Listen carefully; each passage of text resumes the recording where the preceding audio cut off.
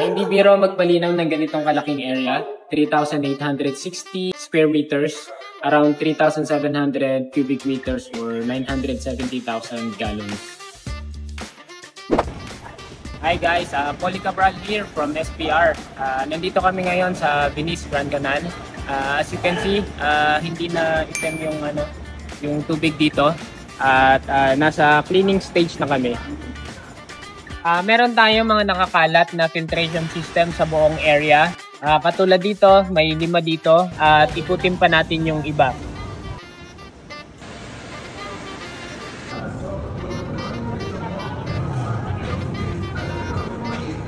Through the right setup, consistent cleaning routine, water testing, and proper chemical treatment, na-restore natin ang clarity ng Grand Canal.